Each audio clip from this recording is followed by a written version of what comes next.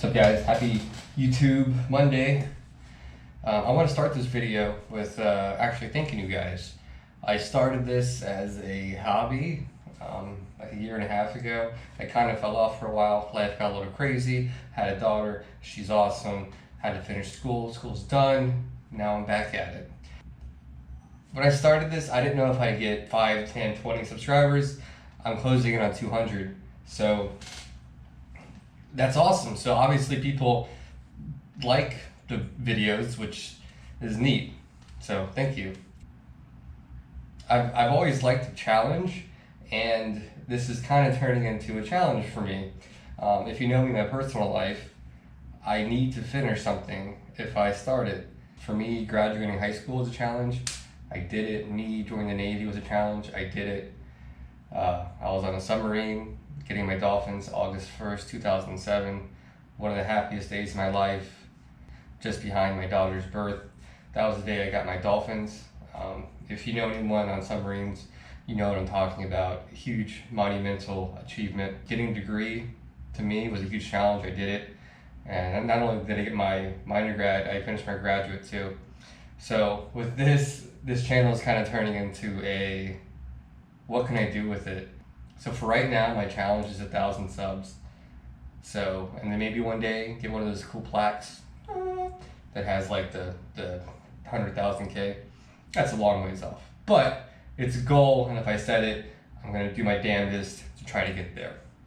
So yeah, just wanted to start this video saying thank you guys for watching and giving me the confidence to continue with this Corvette endeavor. So today I wanted to touch on why I'm obsessed with Corvettes.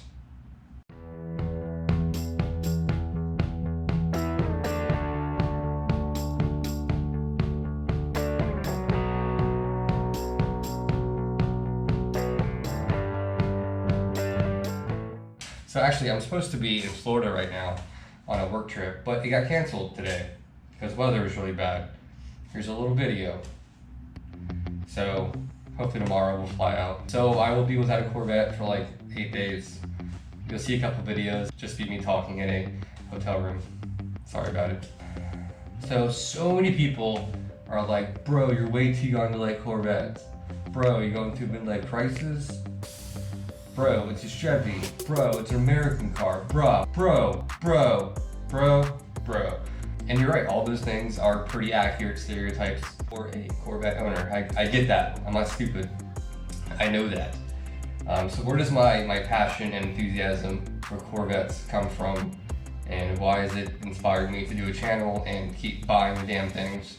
First and foremost, it's a fun hobby. Cars are a fun hobby. Corvettes are a fun hobby. But it all stems from me when I was younger. My dad had a '59 Corvette, which he always talked about, and I thought that was the coolest thing.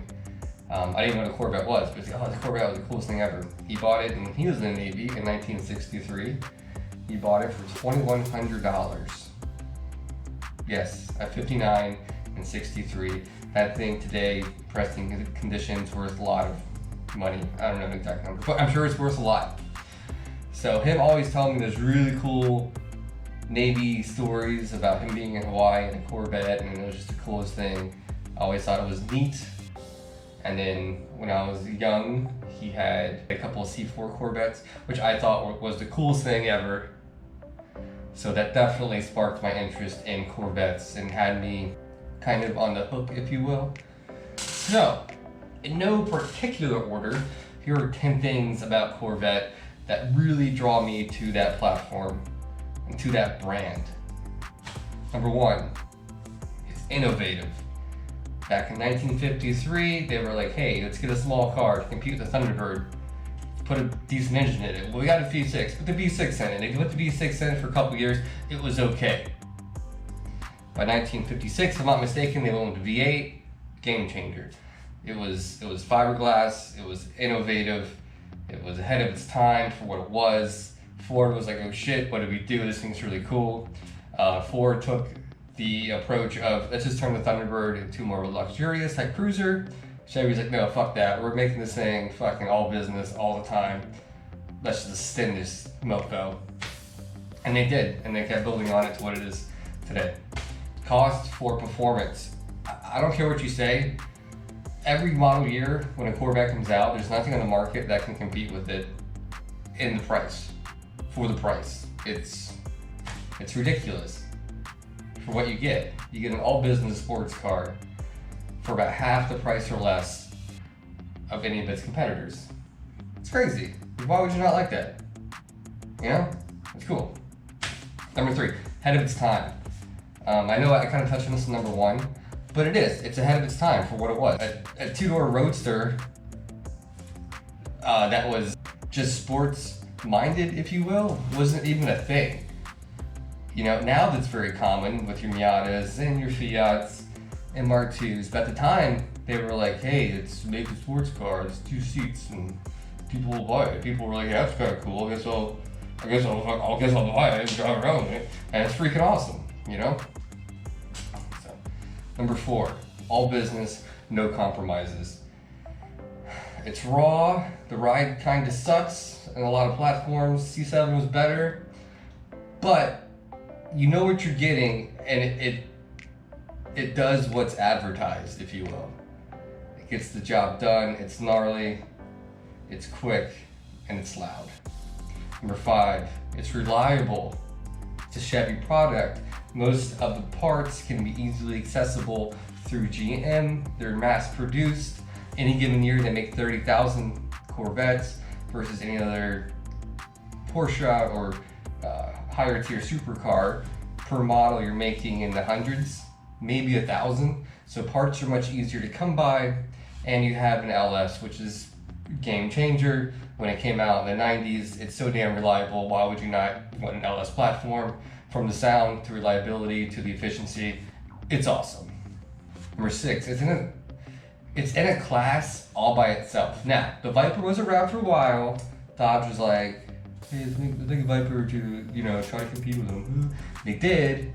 It's been floundering ever since. The Viper is cool. It's always been a little more expensive in the same class, but the Viper had a couple broken years, and the Viper now is gone. Numbers-wise, it can never compete with the Corvette. People will say, well, yeah, it's more superior, they made less of them. You're right, they did, but the numbers don't lie. Corvette sold a lot more. Maybe it's because they were slightly cheaper, I don't know. And people, I think, like the reliability of a small block V8 versus the V10. And the gas on that thing is ridiculous. But you're not buying this car for the gas. And now it's in a very unique class with Porsche is the closest competitor, which costs twice as much for what you get. It's crazy. Number 7, the name Corvette. Corvette is a small naval escort ship that's armed to the teeth, that's very maneuverable and quick. It's a Navy ship. How cool is that? I was in the Navy. Corvette. It just sounds freaking gnarly. Number 8, the noises. Even from the small block days, from the earlier days till now, the LT, practically LT now, it sounds so damn rad. You can't mistake an LS engine. Noise, especially we got a good exhaust, open header, the cam, it just sounds so good. Now I will admit a Ford 5.0 does sound pretty good. Does sound good, but it's not a Corvette. Doesn't have that noise. It's all about the noises. Number 9, this kind of goes back to all business, but it's 2 seats, and I like that. Sometimes people are like, hey, do you want to take us somewhere? Oh, sorry, I got 2 seats. Like, oh damn, I guess I have to drive. Sometimes it's kind of nice, you know, having 2 seats. And yeah, to me, a 2-seat situation means more sports oriented.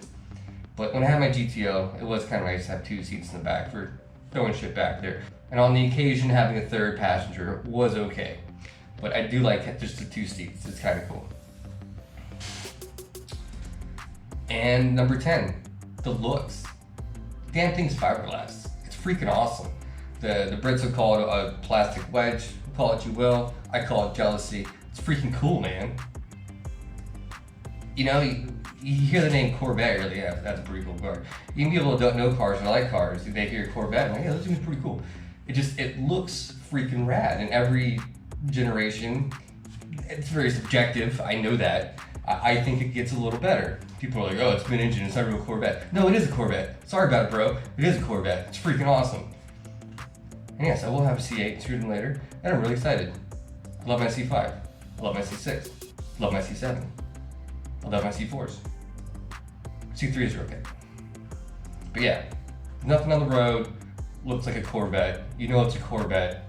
Easily identifiable Corvette. It's freaking cool. So I'm gonna have so many people watch this and be like, this guy is an idiot, he's so wrong. By all means, fight me in the comments below, but I like Corvettes.